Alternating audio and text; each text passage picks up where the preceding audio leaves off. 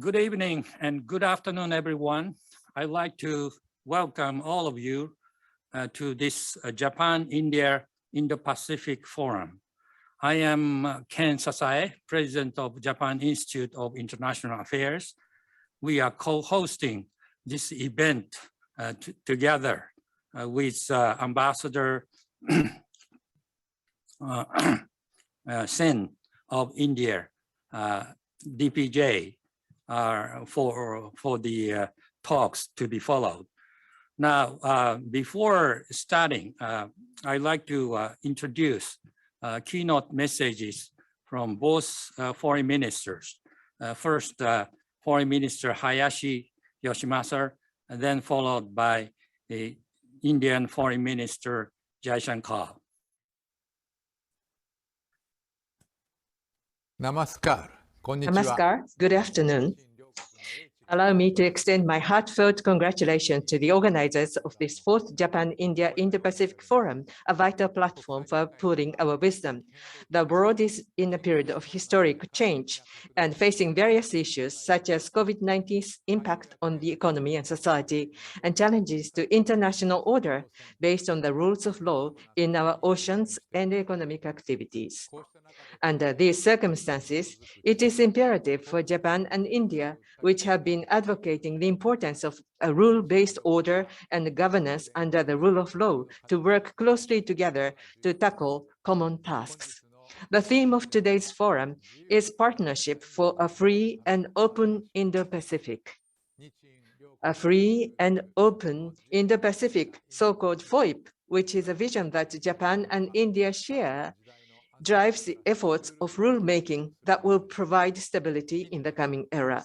The importance of FOIP has been recognized in recent years by countries around the world, and I feel that the expectations for the roles of Japan and India towards realizing FOIP are rising sharply. As special strategic and global partners who share fundamental values such as freedom, democracy, and the rule of law, as well as strategic interests, Japan and India have been deepening cooperation in broad areas, including politics, security, trade and investment, and economic cooperation, such as the high-speed railway project. I myself had the opportunity to have a telephone conversation with Dr. JAISHANKAR, External Affairs Minister of India, after I assumed the position of Foreign Minister last month. We agreed to elevate Japan-India relations, which Dr. JAISHANKAR cites in his recent book as the most natural strategic equation in Asia, to an even higher level through tangible cooperation in various areas. We shared a strong opposition to any unilateral attempt to change the status quo by force in the East China Sea and South China Sea, as well as to any economic coercion. Also, we confirmed that our two countries would deepen cooperation on economic security, including through establishing resilient supply chains. Towards realizing FOIP, our cooperation is steadily progressing not only in the bilateral context, but also in the Quad. In the first face-to-face Quad Leaders Summit held in Washington, D.C. in September, the four leaders expressed strong commitment to the Indo-Pacific region in their efforts towards achieving FOIP. They also welcome the outcomes that are being steadily accumulated through practical cooperation in such areas as vaccines, critical emerging technologies, and climate change, and agreed to also advance cooperation in the areas of infrastructure, space, cybersecurity, clean energy, and people-to-people exchange. Japan is determined to strengthen collaboration with like-minded partners in this way towards realizing FOIP. India's role in the most natural strategic equation in Asia is at the core of this endeavor. Japan takes the lead for the connectivity pillar of the Indo-Pacific Oceans Initiative advanced by India, and we intend to strongly support the initiative.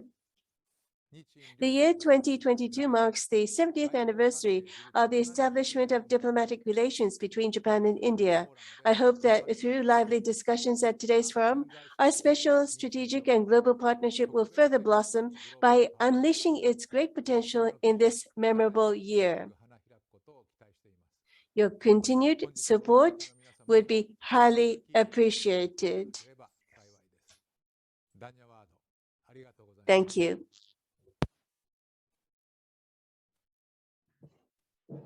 Thank you for a minute. Now, Dr. Shankar, message, please. Dear participants, I'm very happy to join you this morning for the 4th India-Japan Indo-Pacific Forum. I would like to congratulate the organizers, especially the Delhi Policy Group and the Japan Institute of International Affairs, for conducting the event on a regular basis. As most of you are aware, in the last few years, the India-Japan Special Strategic and Global Partnership has seen great advances, and there is increasingly a greater convergence in our regional and global outlooks. In this context, this forum is particularly timely, allowing officials and non-officials from both countries to have forward-looking discussions, consider new ideas, how to further strengthen our partnership, particularly in the context of a shared vision of the Indo-Pacific. The evolving situation in the region, with the focus shifting decisively towards the Indo-Pacific region and a deeper understanding of the complementarities between our two countries, has enhanced our partnership. Prime Minister Modi has called the India-Japan relationship one of the most natural in the world. We see not just enhanced bilateral engagement, but also greater coordination and engagements with like-minded partners, be it in the Quad framework or through trilateral formats. The need is to think boldly and to act decisively so that this natural partnership, as described by Prime Minister Modi, can play its role fully, not just for the mutual benefit of our two countries, but also for peace, prosperity, and stability of the wider region. Just like India, Japan is also a seafaring democracy whose economic progress and security hinges upon a free and open Indo-Pacific. And both our countries have been concerned at the spate of complicating actions, including attempts to change unilaterally status quo, as well as militarization in the region. These actions have eroded trust and confidence and undermined peace and stability.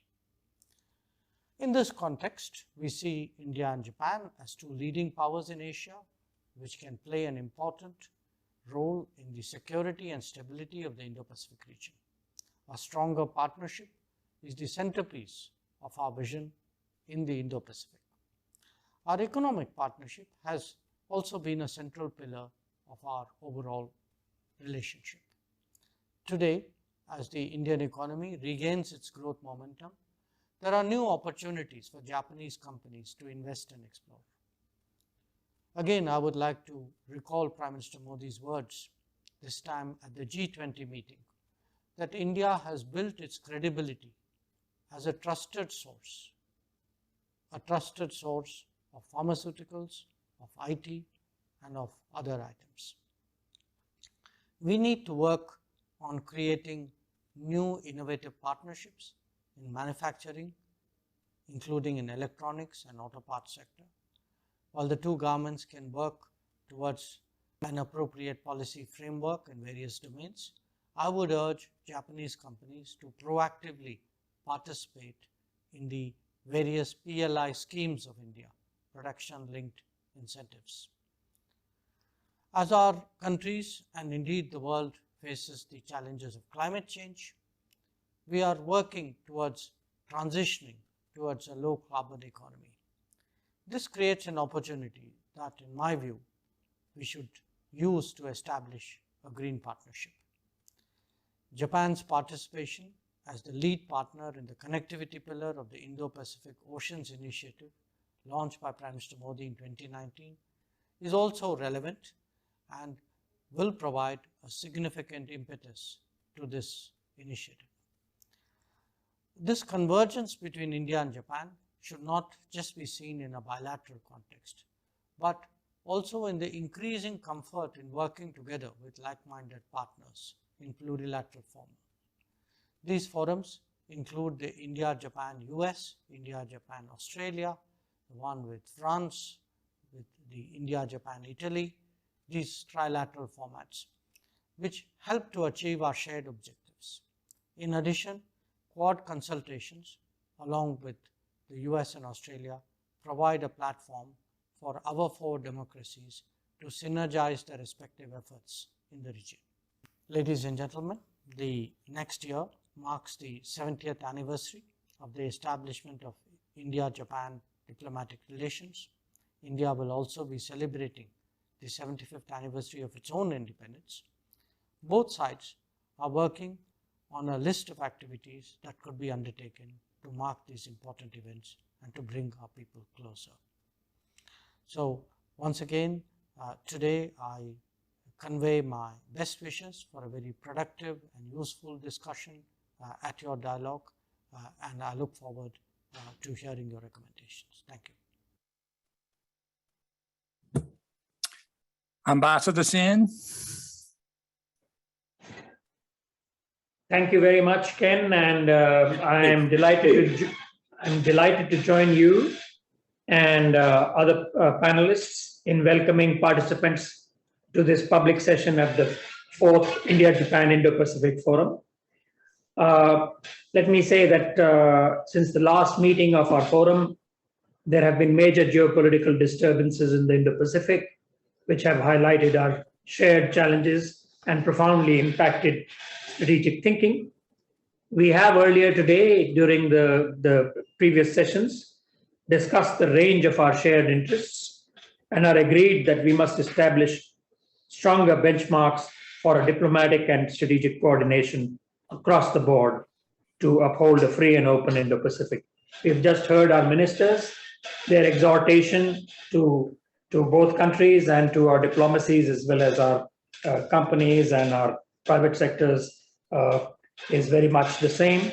And hopefully, working together, we can meet the challenges which we face as the leading maritime democracies of the Indo-Pacific. Now, with that, I think we should open up the floor for the panelists. And over to you, Ken. You can invite the first panelist. Well, thank you. Shane. Let me first of all introduce Professor Tsutomu Kikuchi. He's a senior adjunct fellow of JIIA and also professor of Aoyama Gakuin University. Sir, you have a floor. Yeah, Ambassador SASAE, thank you very much. I'm quite happy to be back to India-Japan Indo-Pacific Forum. I prepared the short file, so I would share that.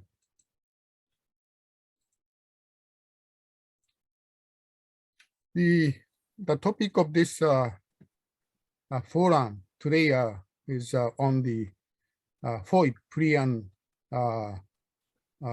open Indo-Pacific. And today I would talk about, Quad, what, Quad contribute to the realization of the FOIP's, goals. I mean, the regional order buildings. So I tentatively titled Quad as a fourth multiplier for free and open Indo-Pacific. So usually a stable order requires two components. One is balance of powers. Balance of powers underlines stable regional orders. So also, regional order have to be accepted by the country concerned. I mean, gaining legitimacy. So my argument, Quad contribute and also already has been contributing to the balance of powers and gaining legitimacies in the Indo-Pacific are a key instrument for promoting free and open and rule-based orders. So, Quad can continue to play a role as force multiplier for a FOIP. So Quad is not a talk shop, even now.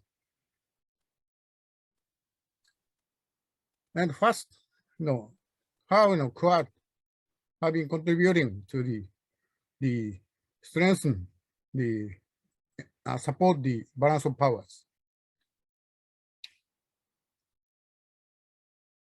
For the last several decades, the network of alliances centered on the United States, such as US-Japan alliance, US-Australian alliance, have been the most important component rules-based orders in Indo-Pacific. So alliance continue to remain important, but they're getting difficult to maintain the balance of powers with traditional alliance alone. So today Chinese powers grow. So now we need to have additional instrument to balance Chinese rising powers. So Quad must be additional component of regional balance of powers. How can Quad contribute to maintaining the balance of powers in these regions? So now, we don't have any possibilities that Quad will become highly institutionalized institution like NATO's in the foreseeable future. And also, we don't need such an institution like Asian version of NATO's for the moment. However, this does not mean Quad, the function in maintaining the balance of powers will be small. First, Quad has been serving as a format to get 4 countries deeply engaged in the Indo-Pacific affairs, including the security and defense affairs. The Quad has played a major role in keeping US engaged in the regions. So US engagement in the region will continue to be indispensable in maintaining the balance of powers. And US active engagement gives Indo-Pacific countries, including India, Japan, Southeast Asian countries, the agency. Also, Quad has facilitated the involvement of Japan, India, and Australia in regional securities. So recent AUKUS agreement between US, UK, and Australia is a case in point. Second, Quad strength of Quad lies in the flexible and multi-layered institutional structures. So Quad cooperation does not only mean actions taken by all 4 countries together. So Quad cooperation is multi-layered, including bilateral, trilateral cooperation among 4 countries. And bilateral, trilateral cooperation among 4 Quad members are quite important building blocks for overall effectiveness of Quad. So far, bilateral, and trilateral, and quadrilateral cooperations among 4 Quad members are mutually reinforcing each other.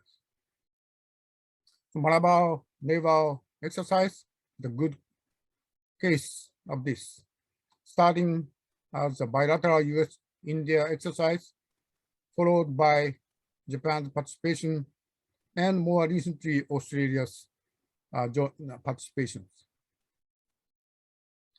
And interoperability between armed forces of 4 countries have been greatly enhanced. The next, how Quad gain regional legitimacy as a key component of rules-based regional orders. In this regard, the expanding Quad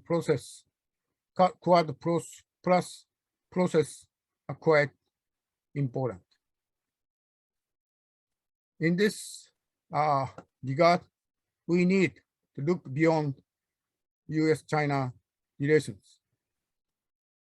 So there are a number of countries and regional institutions in the Indo-Pacific that have a huge stake in the future of order making in the regions. Expanding Quad collaboration with non-Quad members in Indo-Pacific, such as ASEAN countries, is important in enhancing Quad laws and legitimacy as a major institution in the Indo-Pacific. So we quite often tend to focus on escalating tension between the US and China. But future of the Indo-Pacific will not be determined by the US and China alone. Policy direction taken by small and medium-sized Indo-Pacific countries will have great impact on the future of Indo-Pacific regional orders. And now today's quite the flexible institutional structure of Quad is quite useful in encouraging the cooperation with non-Quad countries. So Quad plus X cooperation should implement measures that make countries in the regions more resilient enough to resist undue coercion, building, and threat. So capacity building, a critical component for Quad plus X process.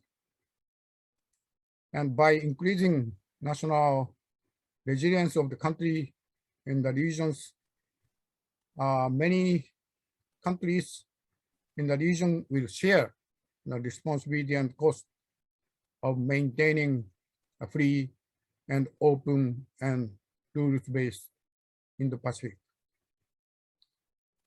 So I am thinking the result in the coming decades will be more stable and multipolar Indo-Pacific orders. That is not defined solely by US-China relations. This would be in line with strategic interests both Japan and India. Okay, thank you so much for your attention. I would stop here. Thank you. Thank you, Kikuchi Sensei. Ambassador Sibal, you are there? Yes, I'm there. Can you hear me? Yes, please take the floor. Well, thank you very much for giving me an opportunity to share some of my thoughts on free and open Indo-Pacific and the Quad. I'll make a few comments. I hope I can limit them to 5 minutes because it's a vast subject and it's very difficult to compress all aspects of it in such a short time. I would say that in terms of free and open Indo-Pacific, more than half the battle has already been lost because China has reclaimed, occupied and militarized islands in the South China Sea. It has developed area denial and anti-access capacities. And I recall in this context, former Prime Minister Abe's view of China's long-term intentions of making the South China Sea a Beijing lake. So in effect, they are moving in that direction. What is also of concern is that this has happened right under America's nose, if you like, because America has huge security assets in this region. It has troops, it has bases, it has a very powerful naval presence, but they were not able to deter China when China could have been deterred. So they allowed China to expand itself in this region. And now, after all countries are faced with a major problem. There is now talk about the free and open Indo-Pacific. I think the ASEAN, including Philippines, have been greatly responsible for this situation in the diplomatic sense, because despite getting a verdict in their favor by the arbitral award under UNCLOS, they essentially disregarded it and didn't take maximum advantage of it. Now they're discussing a code of conduct. ASEAN is discussing a code of conduct, but this code of conduct will not reverse any of the gains that China has made. And since this code of conduct is being negotiated between unequal parties, it is to be seen to what extent this code of conduct will deter China. It has not been deterred even by the US presence in the region and the potential conflict with major powers like Japan. So whether they will continue to bully their way through despite a code of conduct remains to be seen, because who is going to then implement this code of conduct? No outside power can do it. United States and Japan and India and others cannot do it, especially as ASEAN wants to keep its independence keeps its independence in policy making and play some kind of a balancing role between China and the United States. In fact, the United States' reliability has been questioned because of these developments, and questioned more after the manner in which they have withdrawn from Afghanistan. Now China, despite the fact that it must understand that that other countries are getting together to counter China's expansionist policies, but China and Xi Jinping have not been deterred, and the kind of statements that they are making and actions taking on the ground against Taiwan goes to show that this concept of a free and open Indo-Pacific is not deterring China from pursuing its policies. Freedom of navigation operations have been held, but I just wonder whether they've been held within the 12 nautical miles of the islands that China has occupied and militarized. I'm not clear about that. And if they have not, then it is accepting, in a sense, the fait accompli.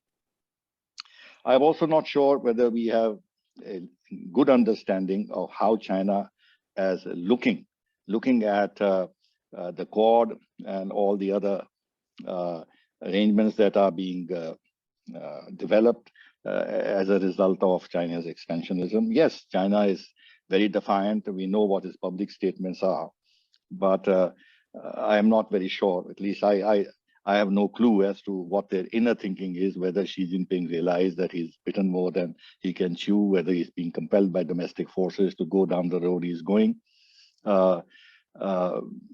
These are open questions, and they have a bearing on the future. I'm also not very reassured by the formula the United States and even Europe take, that we'll compete with China, we will cooperate where we have shared interests, and we will confront where it is necessary. Now, the point is that this formula gives a lot of leeway to the United States and others to manage their relationship with China, because the inter se weightage of these three elements is not clear. So is cooperation going to be more important than confrontation? Is competition the only answer? So I think this flexible formula is not very reassuring. The US is talking about extreme competition, but do we have a sense of China's vulnerabilities? Where are the pressure points which others can press to put China back on the right track? There is lack of European unity, as we've seen in the case of Lithuania, where China is now following the same tactics, as they say, as the United States, to make recalcitrant countries behave. Now we're talking about the rules-based order, but nobody has defined what this rules-based order is. Is it the Is it the UN Charter? Is it international law as is understood? Is it UNCLOS? On the economic side, is it the WTO? Now, insofar as the economic side is concerned, the US is absent from the TTP, and that sort of limits the effective role the United States can play on the economic side. Now, again, this is a point that I've been wondering, that Japan and Australia have joined the RCEP, and I heard, is the RCEP really a weapon against China? To my mind, there is an inherent contradiction between reducing economic dependence on China, decoupling to the extent possible from China, feeling that they weaponize this interdependence, and then not only joining the RCEP, but also exhorting India to join. In other words, have more supply chain arrangements with China, give them greater economic space in Asia, strengthen their economic capabilities, then to develop their military capabilities and pursue their existing policies. So I'm not very clear as to what the argument is that RCEP will enable Japan, Australia to actually effectively contain China's mercantilist policies and its economic coercion. That can't be done by giving them more economic muscle. Now she wants to join the CPTPP. Japan has made some noises to the effect that they don't think the time is ripe. But let's see what happens. What happens there. Now, insofar as relevance of democracy and values are concerned, frankly, major compromises have been made with the principles of democracy and values all these years. The fact that the United States itself and Japan, too, and the allies of the United States have actually made China the economic giant that it is today.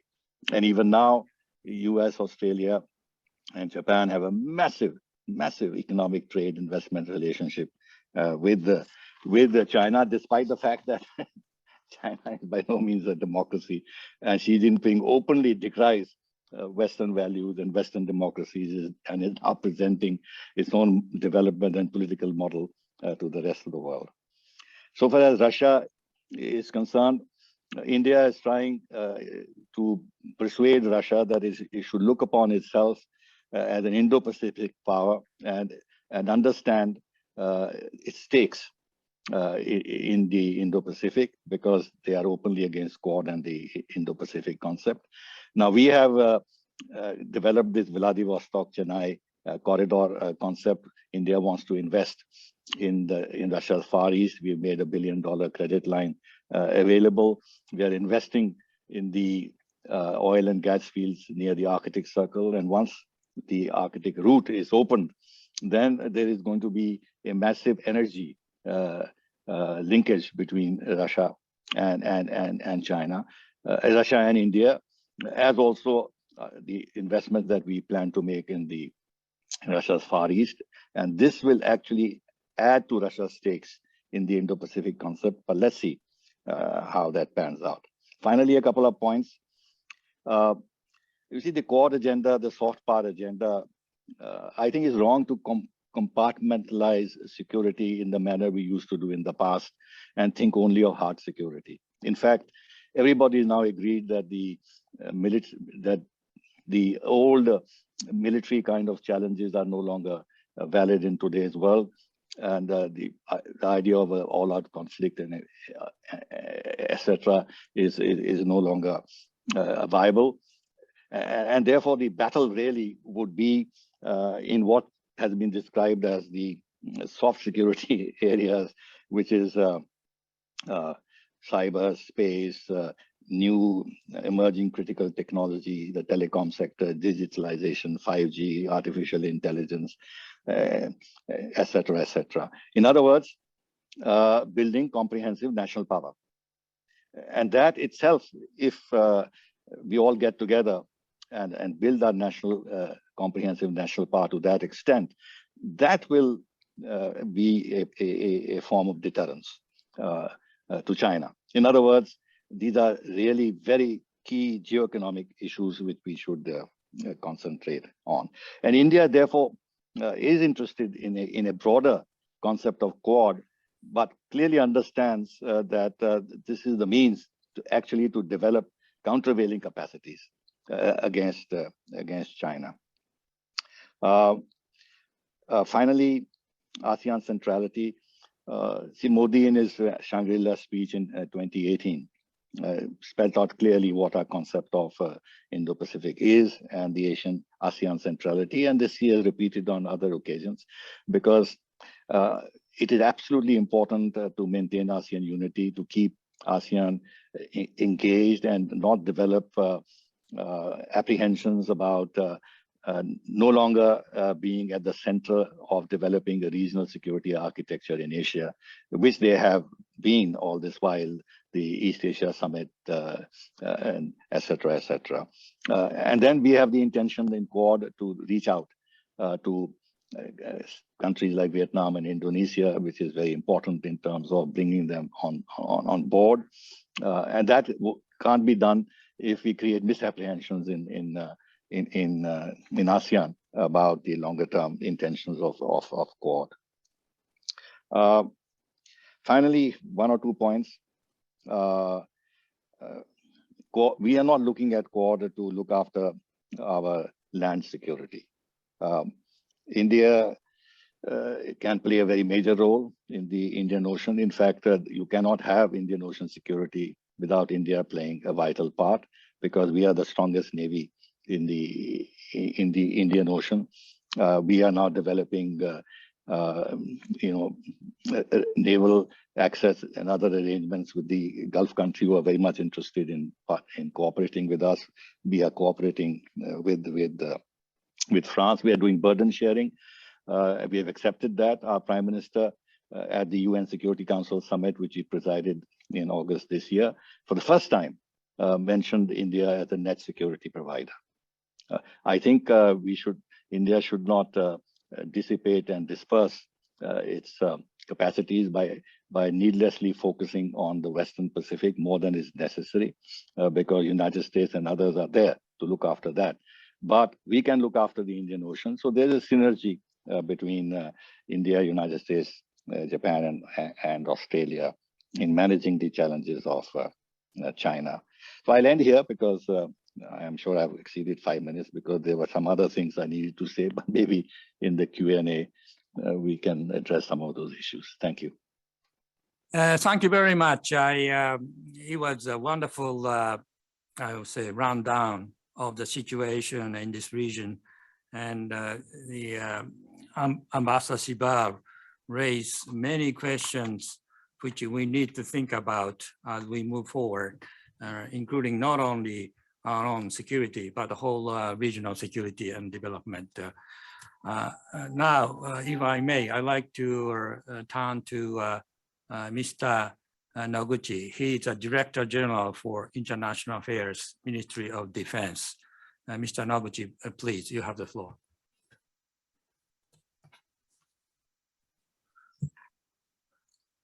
Thank you very much. Good afternoon in India and good evening in Japan. My name is Yasushinoguchi, Director General for International Affairs of the Ministry of Defense of Japan. It is my great pleasure and honor to take part in today's Japan-India Indo-Pacific Forum. Like last year, I would like to express my sincere gratitude to Ambassador SASAE of JIIA and Ambassador SINGH of DPG. First of all, let me express my deep condolences to the people of India and the families of those lost in the sudden and tragic death of General Rawat, his wife, and his Indian Armed Forces team. I would like to express my profound respect to General Rawat for his enormous contribution to defending the country and for deepening defense cooperation between Japan and India. Japan and India share fundamental values and a special strategic and global partner to share common interest of the global peace, stability, and prosperity. Both countries are promoting a wide range of security cooperation, including maritime security, and are working very closely to achieve a free and open Indo-Pacific. Today, let me share with the participants and the audience the current situation of the defense cooperation between Japan and India. We are all still confronting the global pandemic and advancing the fight against COVID-19, including vaccination campaigns. We are witnessing the emergence of new types of the virus, and we have not yet reached to exclude the impact of this infectious disease. Defense authorities are still under a lot of restrictions, including canceling and postponing mutual visits and joint trainings. Having said that, even during the pandemic, we have continued our communications, taking advantage of telephone calls and online meetings. For example, in June, the Chief of Staff of the Japanese Air Self-Defense Force had a telephone conversation with his counterpart, and the Chief of Staff of the Japanese Ground Self-Defense Force had an online meeting with his counterpart. Also, the Ministry of Defense participated in the 6th Japan-India Maritime Affairs Dialogue. In addition to these contacts, defense authorities of both countries maintain face-to-face contacts, taking advantage of several multilateral conferences, even during the pandemic. Regarding joint trainings, we are continuing our joint trainings mainly on maritime exercise because maritime exercises do not require close human contact. This fiscal year, in April, we conducted a joint maritime exercise named La Pérouse 21, organized by France among Japan, US, India, Australia, and France. In June, we conducted 2 Japan-India bilateral exercises in the Indian Ocean and East China Sea. In October, our Indo-Pacific deployment conducted JIMEX with Indian Navy ships and aircraft in the Bay of Bengal. Through these many joint exercises, Japan and India strengthen our partnership and improve our tactical skills. Last year, the Malabar Exercise conducted by Japan, India, US, and Australia drew a lot of attention. Those 4 countries conducted joint exercises this year again in the sea surrounding Guam and in the Philippine Sea in August and September. In October, the 4 countries conducted joint exercises in the Bay of Bengal. The Ministry of Defense and Self-Defense Forces believe that it is very important that Japan, US, Australia, and India, which all share the fundamental values, work very closely in order to achieve a free and open Indo-Pacific. In this context, it is significant that this year's Malabar 2021 was conducted among the 4 countries. We continue to be under discussions and coordination on how to conduct joint exercises between the ground and air services, depending on the COVID situations. In September last year, Japan and India signed an AXA, an Acquisition and Cross-Servicing Agreement. This is a mutual logistics support agreement which entered into force in July this year. This agreement facilitates the mutual supply of goods and services at occasions, including joint training. I hope this agreement will further enhance our defense cooperation.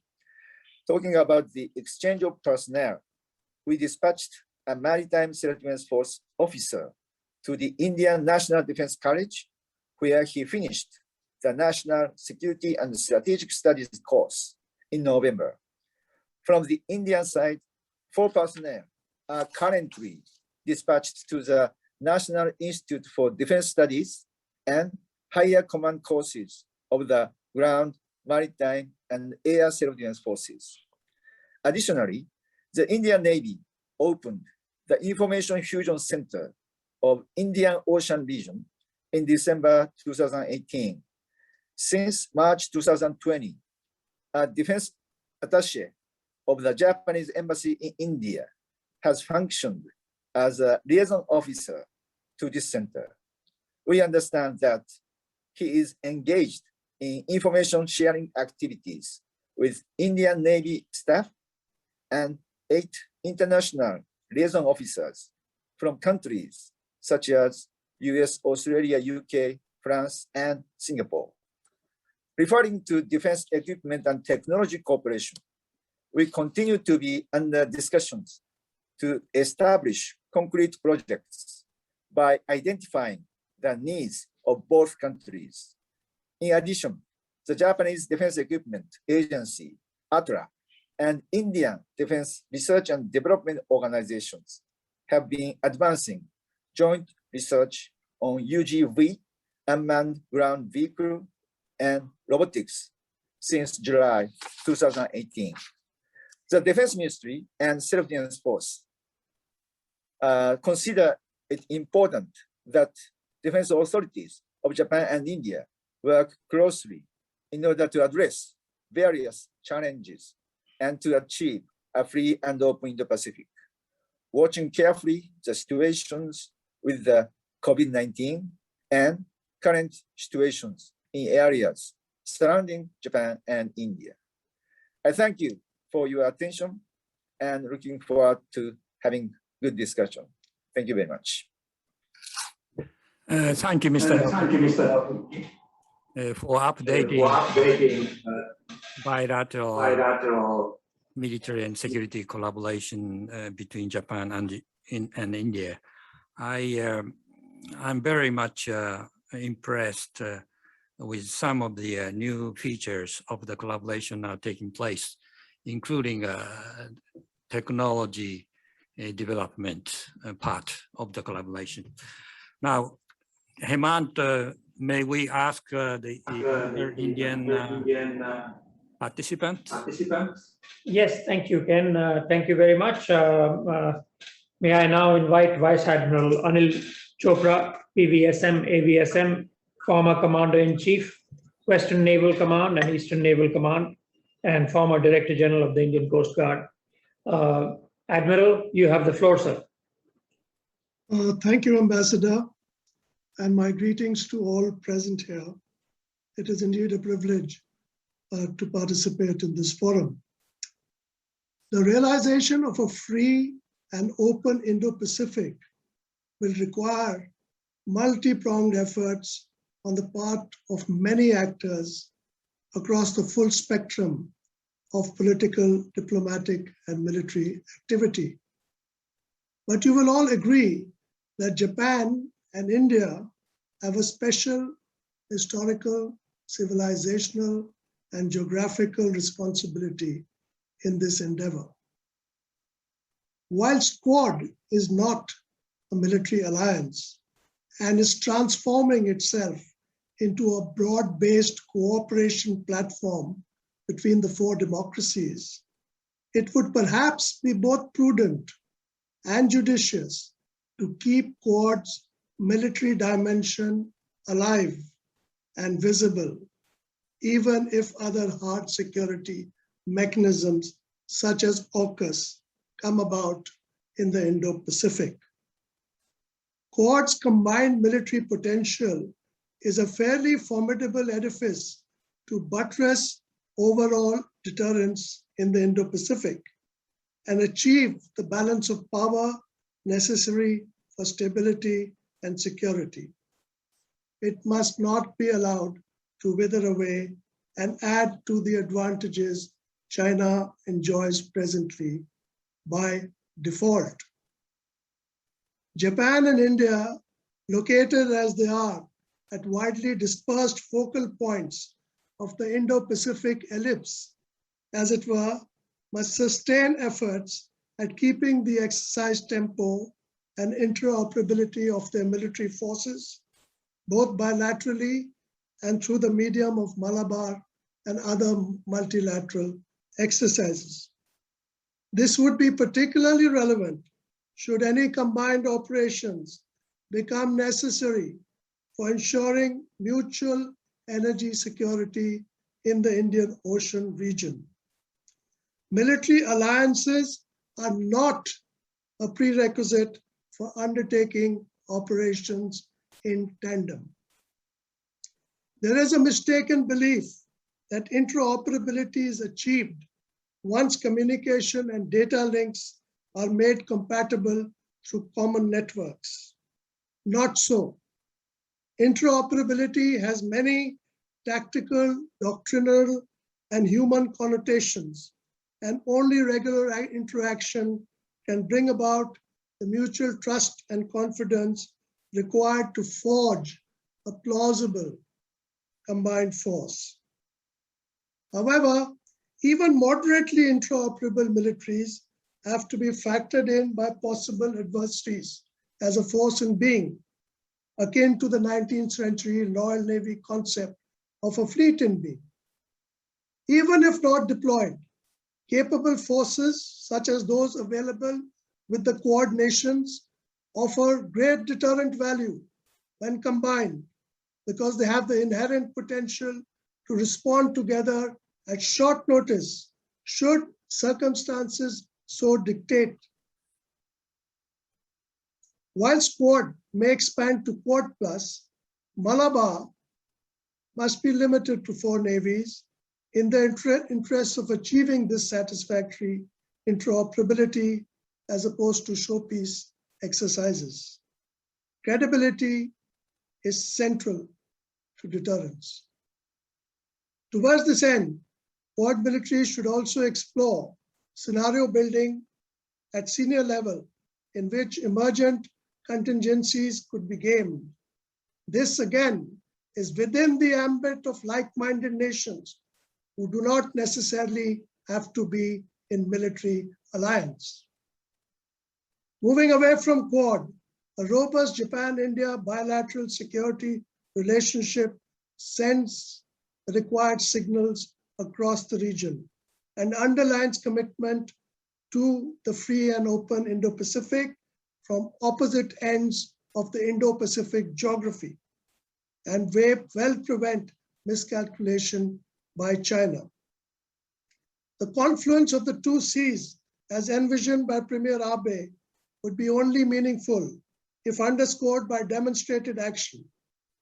Many legitimate means are available to do so without undue provocation, especially in the maritime sphere, which remains the last free commons of humanity on the planetary surface. Let me highlight a few possibilities. Firstly, India and Japan could, even marginally, enhance what may be termed as cross-ocean presence and visibility in distant waters. By that, I mean India in the Western Pacific and Japan in the IOR. With the JMSDF enhancing its blue water capabilities and recently exercising with 5 other navies in the South China Sea, and with the Indian Navy making regular forays into the Western Pacific, increasing cross-ocean deployment is feasible despite the stretched operational tempo of limited force levels. Such activity could be undertaken independently or as coordinated surveillance and patrols, such as in the approaches to the straits which connect the 2 oceans. They do not have to be joint patrols, but can be coordinated. Secondly, operationalization of the acquisition and cross-servicing agreement. AXA, through imaginative steps, would be another step which underscores commitment to FOIP, which is what we are talking about here today. Last but not least, a closer Japanese interaction with India's mushrooming defense, industrial, manufacturing, and research base may be of considerable mutual benefit to both countries. To conclude, we are all aware that instituting or increasing military interaction, even if undertaken incrementally, is fraught with many hurdles, not least the perception and stances of those within the strategic community who consider this provocative or destabilizing or escalatory or even unnecessary and militaristic. Conversely, however, I need not emphasize to this informed audience history's repeated lessons on the risks and dangers of attempting to resolve confrontation, which has the possibility of conflict through purely non-military and soft security means and an overabundance of caution. Thank you. Thank you very much, Admiral Chopra.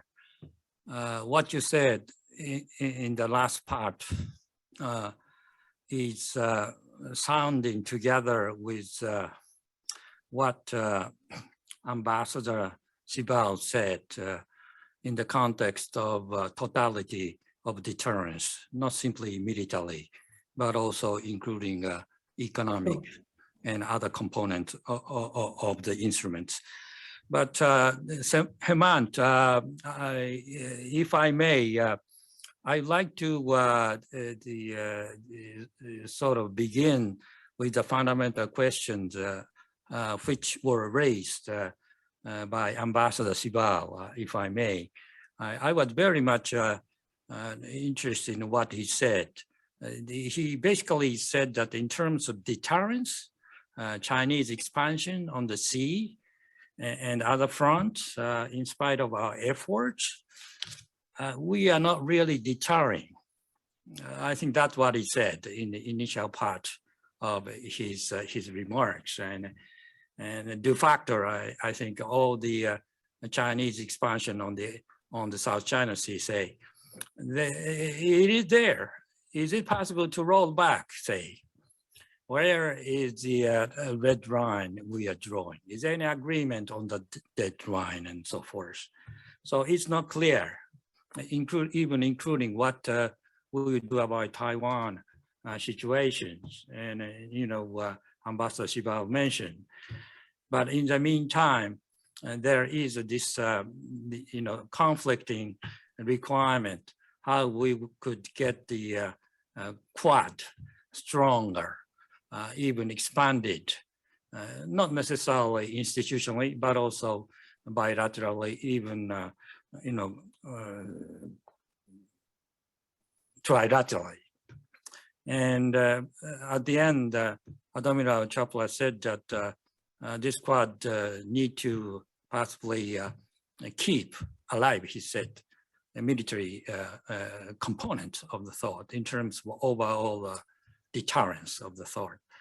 Is that a kind of alarming to the ASEAN partner where they don't want to get involved with all this large contest of the power between the two super big power and their friends and allies of the thought on the one hand. So this is a kind of, very difficult dilemma of the thought. I kind of agree with the opinion that, we should expand our own bilateral strategic collaboration with India. India continue to be a great partner to Japan. But how we could do this together in the context of regional strategic stability, that would require more deeper discussions of the thought. So with that, I'd like to keep the floor open for.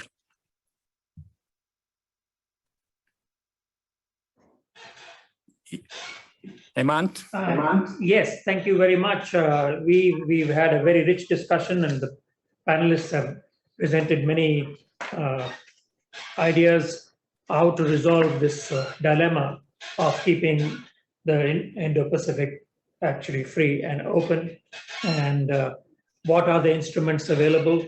Quite clearly, the opinion seems to be that there has to be a multiplicity of instruments in our minds if we are to really overcome the nature of challenges.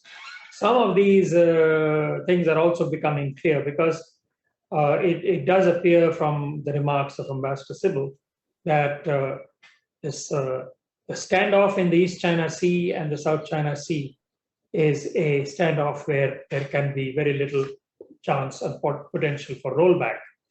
And for India, the main concern is that now that that is a situation which has emerged in the Western Pacific, the next ingress through the South China Sea, which China now effectively controls, will be into the Bay of Bengal and into the Indian Ocean writ large.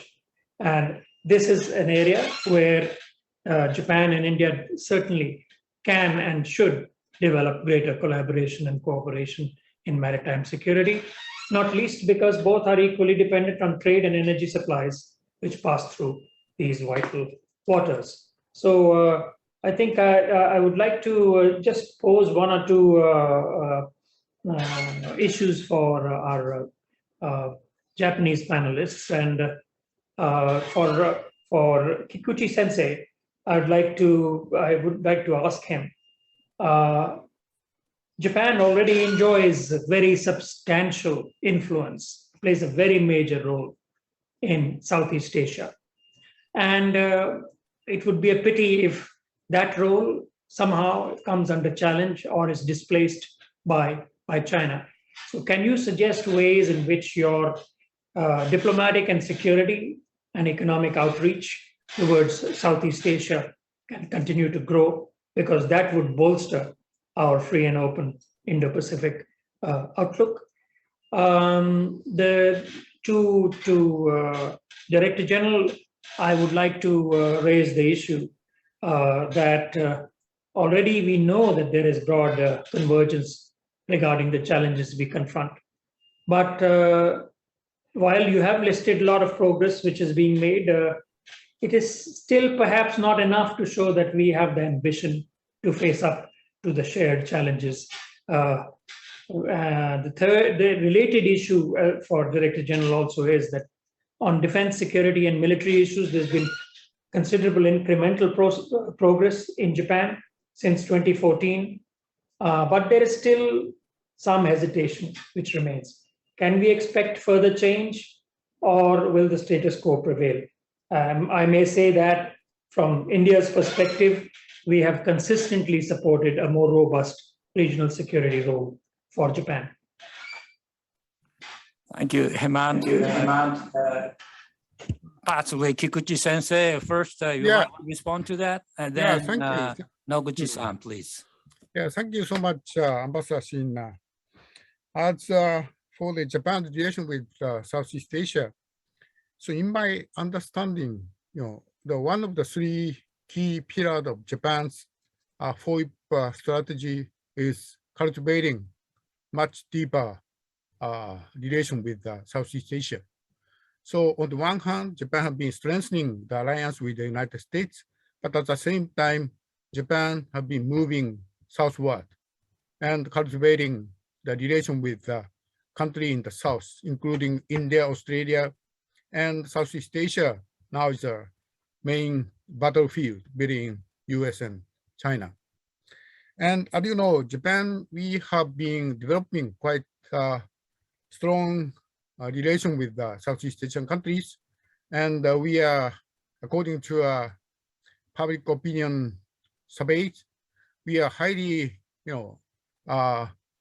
trusted by the Southeast Asian countries. And we are, and also Southeast Asian countries, of course, as I mentioned at the previous sessions, they want to keep good relation with China. But that does not necessarily mean they will join in the sphere of influence of China. They want to keep their own autonomy and also independence.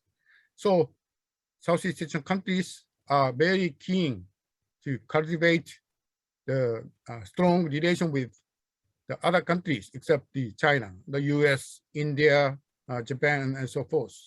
So for us, if you look back the last 10 years, ASEAN have been, the holding summit meeting with India, Australia, some other, neighboring countries and so forth.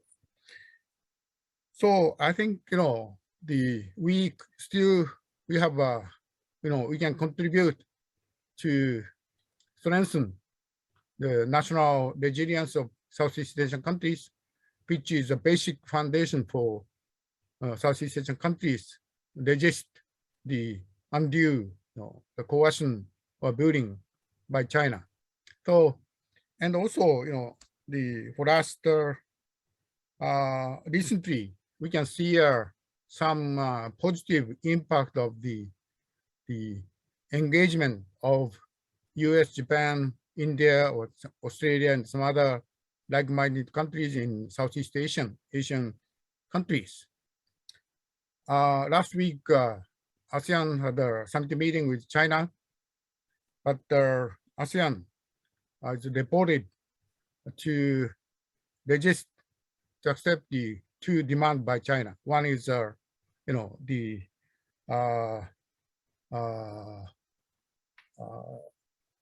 inviting the key general from Myanmar to summit meeting, and also China demand the ASEAN countries to officially criticize the AUKUS agreement between US, Australia, and UK.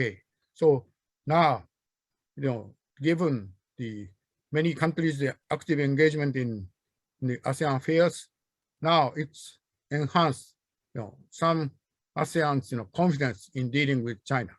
So we should do more to enhance their own resilience. And yeah, thank you. Thank you, Kikuchi Sensei. Noguchi-san, please. Thank you very much, Ambassador Singh, for your question.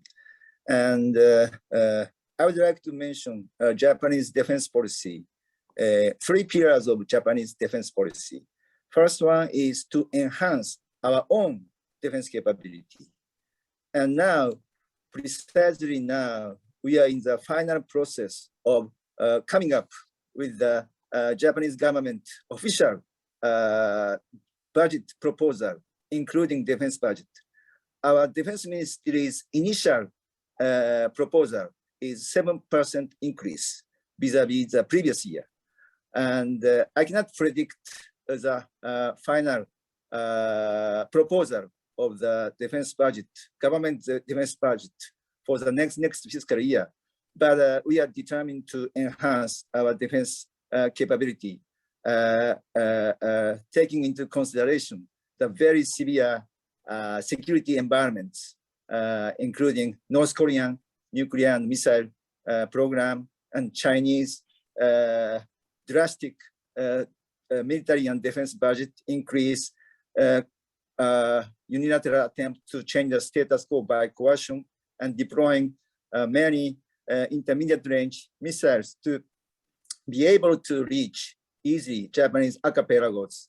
So we are determined to enhance our own defense capabilities, including not only ground, maritime, air, but also cyber, space, and electromagnetic. And the second pillar is to enhance our security cooperation, security alliance with US, further enhance our security alliance. And hopefully soon, we will be convening the 2+2 meeting, and in order to discuss on how to enhance our defense cooperation in order to achieve a free and open Indo-Pacific. And the third pillar is to enhance our security and defense cooperation with other countries, including India. With India, as I mentioned, we are increasing our defense cooperation in the joint trainings, defense equipment and technology transfer cooperation. And also, we are cooperating with 4 countries cooperation, Quad cooperation. And as Kikuchi-sensei mentioned, Defense Ministry attaches great importance to enhance defense cooperation with ASEAN countries. We signed defense equipment and technology transfer cooperation with Indonesia in March, and in September, we signed defense equipment and technology transfer cooperation with Vietnam in September.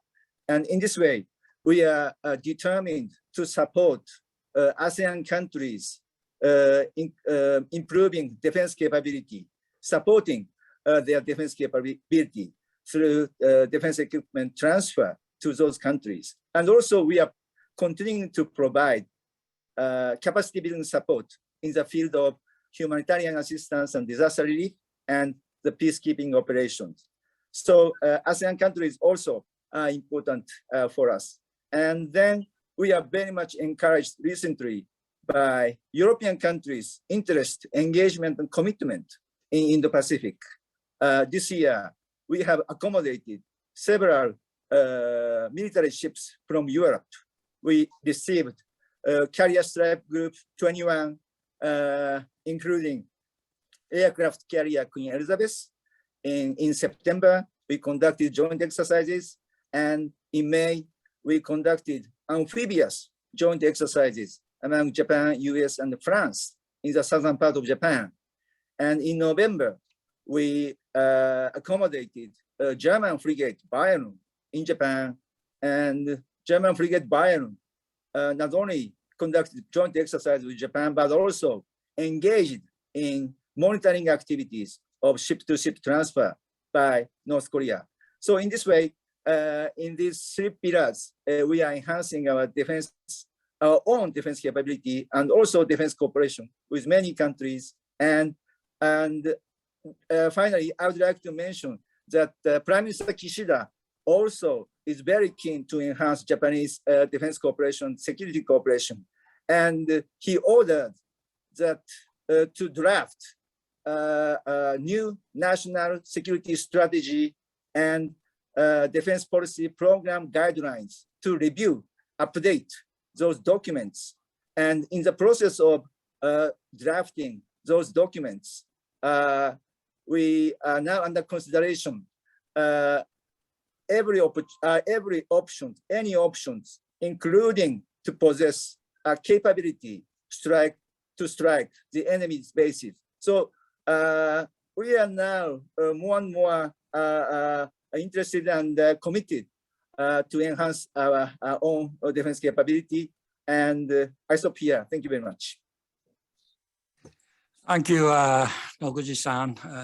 That's a very encouraging statement on the Japanese effort to enhance its own defense capacity. This has been debated for many years.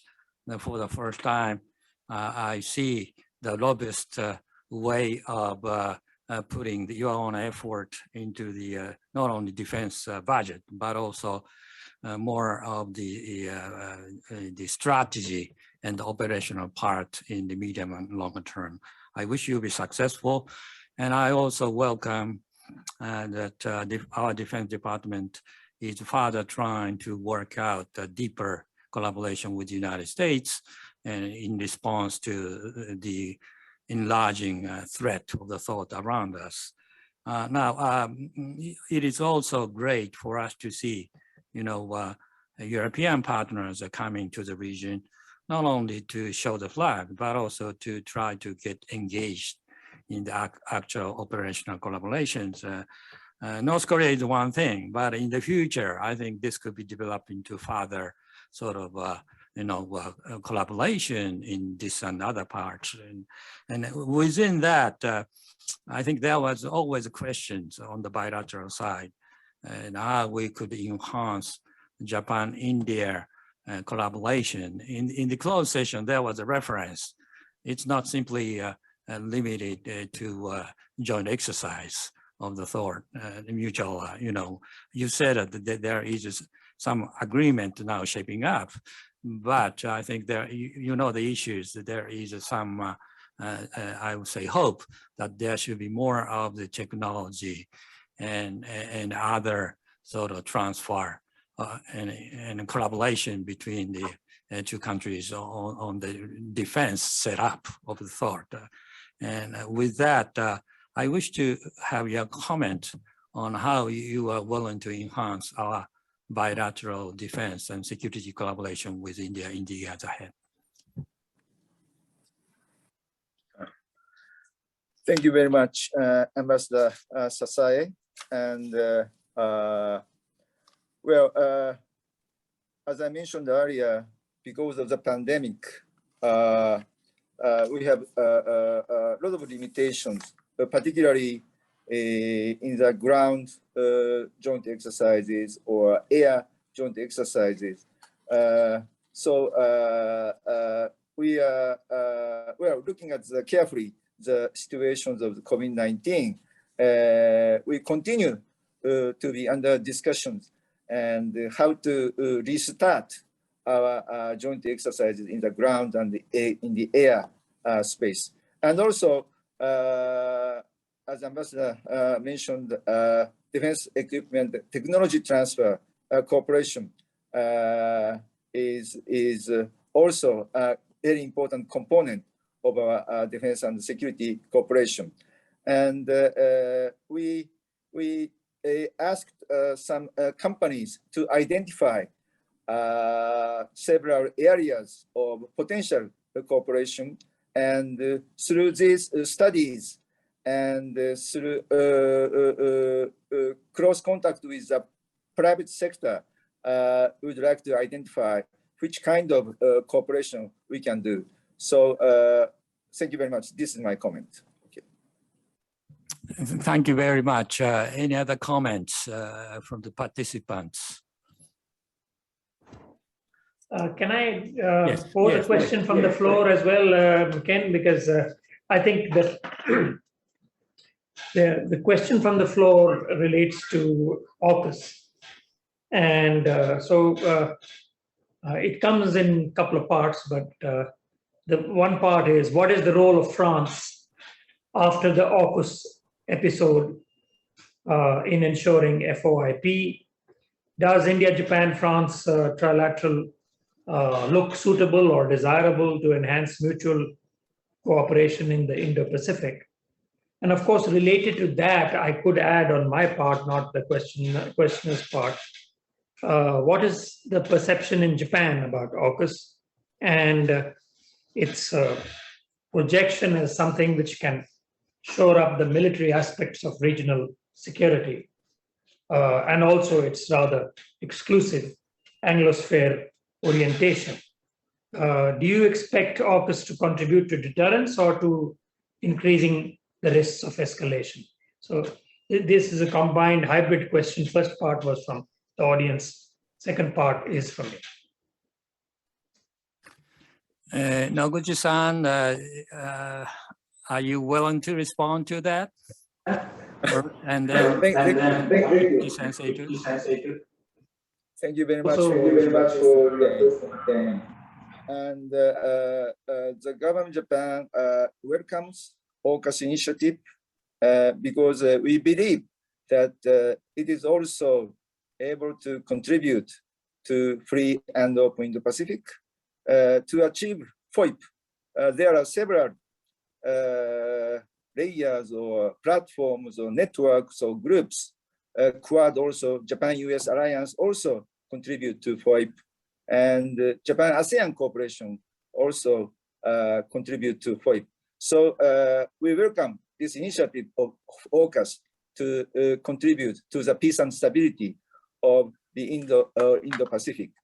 But at the same time, we appreciate very much French engagement and commitment in this region, Indo-Pacific. In my understanding, in spite of AUKUS, France continues to be committed in Indo-Pacific. That policy is not changing because of AUKUS. France is European country, but at the same time, it's an Indo-Pacific state. They have territories and islands, and they have a huge EEZ, exclusive economic zone, the second largest next to the United States. And they are very much interested in maritime domain, maritime security. They have military presence in Indo-Pacific. They have military command, Pacific Command in New Caledonia, and France is a very important partner as well for free and open Indo-Pacific. So we continue to be determined to work closely with France for free and open Indo-Pacific. Thank you very much. Thank you. Would Ambassador SIBAL would like to comment on the role of France? No,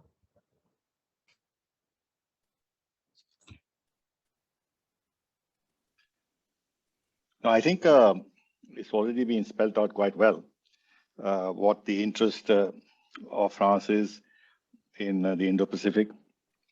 Couple of things. One, that despite the setback, in a sense, to France because of Australia reneging on the submarine contract, France has interests in the Indo-Pacific which go beyond this single setback that they have suffered, because, as has been rightly pointed out, they have all these Pacific islands, the huge EEZ in the Pacific, and then in the Indian Ocean they have Reunion, they have Comoros. They are cooperating with us very closely in the Mozambique Channel. They are worried about China's ingress into the east coast of Africa. So they want to keep tabs on movement of Chinese ships and submarines in this area. And in the Pacific, they are quite worried about China gaining more and more ground in the Pacific Islands. And the fear is, which is shared by others too, that China would look to creating dual-use port facilities in these islands. And in the longer-term perspective, these islands, if they can get control over them, would in effect draw a line between the U.S. sphere of influence in the east of Guam and the west of Guam, becoming China's sphere of influence, something that the Chinese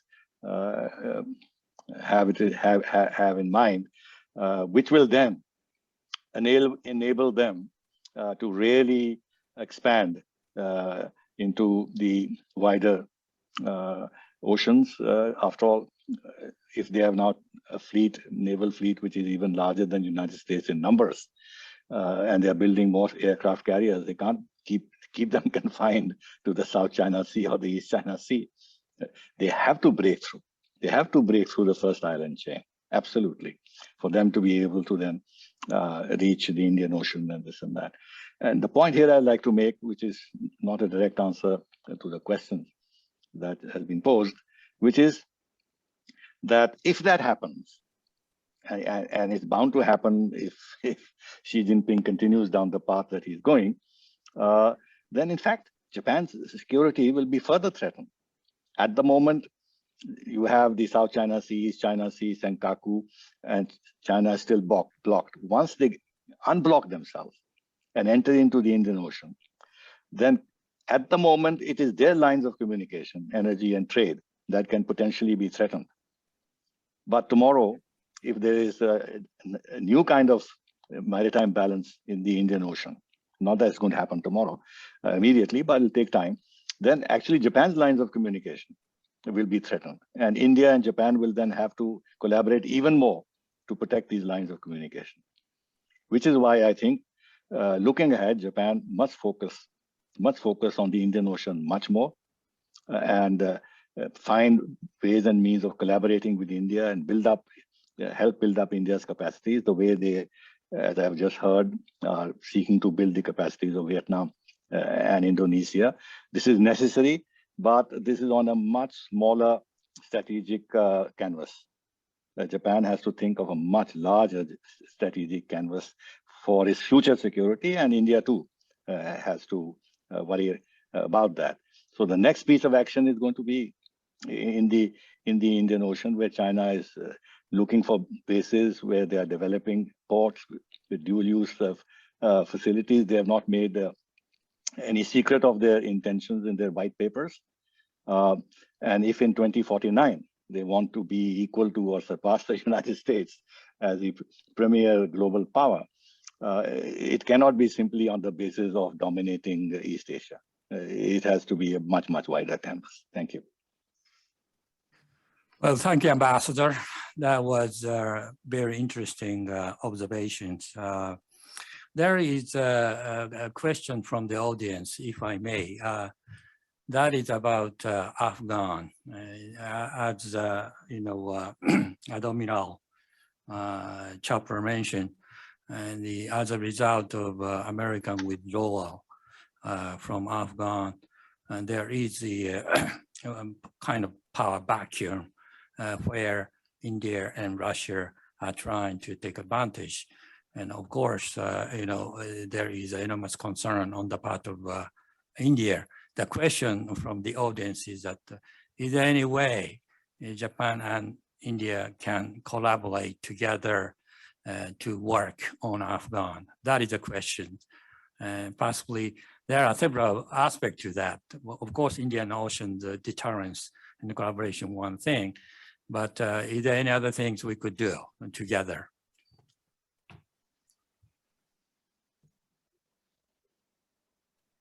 Possibly, Admiral Chopra, would you please respond to that? Okay, thank you, Ambassador. I think my response would be along the lines of what Ambassador SIBAL just said. Because perhaps of immediate Chinese pressure in the Western Pacific, Japan seems to have divorced itself from the realities of its energy security problems in the Indian Ocean region, perhaps for a later day. And as I mentioned, I think a cross-oceanic presence on the part of Japan should start slowly but surely, because the area to the west of India, the energy security issues there, which actually was the impetus for Indo-Pacific, that area has become even more unstabilized with the withdrawal from Afghanistan, with the Chinese land roads across Central Asia, and a certain loss of US strategic interest in the oil, at least not to the level it used to be. And therefore, I would think one of the ways that India and Japan could contribute is precisely that, visibility and presence in the Arabian Sea, rather than just in the Bay of Bengal. These are just signals and messages. Concretely, of course, you can help Afghanistan by many means, technical and financial. But I think the message coming across to many of us is that Japan now is really focused on the Western Pacific and is perhaps not immediately ready to engage issues in the Indian Ocean region to the degree that one felt they might when the Indo-Pacific concept had begun. Having said that, I think all observers are noting that the Japanese Maritime Self-Defense Force has now got itself a couple of literally aircraft carriers and has been willing to not only deploy but exercise far from Japan through various legislative and other means in regard to the Constitution.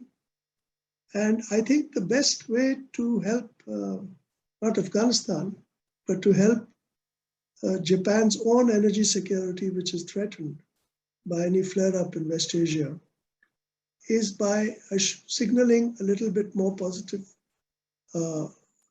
engagement in terms of maritime deployments for what we call presence and visibility, if not for anything else. And this helps to stabilize in the similar fashion as we are doing in the Western Pacific. Thank you.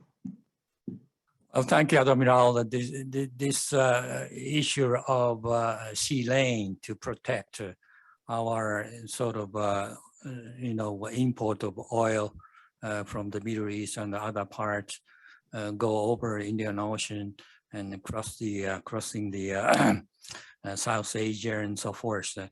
And to the extent the Chinese expansive move is all front in the southern flank of the thought, I think there need to be some concerted effort to organize to increase the deterrence and hopefully counter if there is any venture of the thought. Now, I think time runs out. I'd like to continue this debate, very interesting debate, but Hemant, do you have any other thing to say before concluding?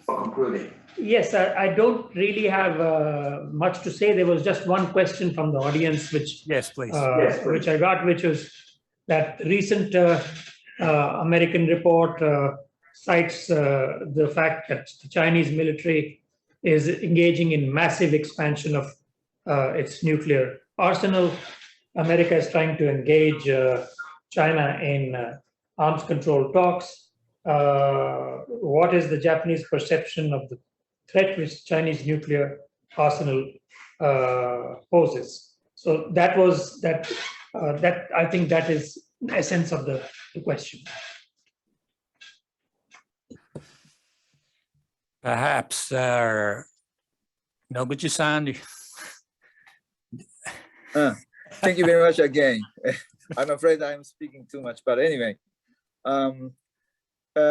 Yes, we know that several reports pointing out the Chinese expansion of nuclear arsenals. And I have to say that China is probably the only nuclear weapon state among 5 nuclear weapon states to enhancing their nuclear capability. So we hope that China is sitting on the table with US or with Russia or with other nuclear weapon states for the nuclear disarmament negotiations, because it is the obligation of the Non-Proliferation Nuclear Treaty, Article 6. And so that's why I'm very much closely watching, looking at US-China talks, including Blinken, Wang Yi, including Sullivan, his counterpart, and also President Biden and Xi Jinping. So we hope this negotiation could lead to strategic consultations, including nuclear disarmament. And also, we are also noting that China is enhancing their capabilities for the missile. It is reported that the hypersonic glide vehicle, which is also a big interest for us, and because our current missile defense system might not be able to deter or intercept those missiles or vehicles. So that's why I hope China will be engaged in nuclear and missile disarmament talks among the nuclear weapon states. Thank you very much. Well, thank you very much. Hemant, can you give me a couple of minutes to just make a few points? Yes, please. Yeah. These are not related to any specific questions, though, of course, the Afghanistan thing comes in. I think with regard to Afghanistan, already there are so many mechanisms at work. India has suffered a serious strategic setback, primarily because of what the United States has done, and also some difficulties with the Russian position on Taliban and increasing military ties with Pakistan as part of earning Pakistan's goodwill to cooperate more in Afghanistan. Fortunately, because the Afghan government collapsed suddenly and the Taliban took over without resistance, so there was no pressure on them to then form an inclusive government.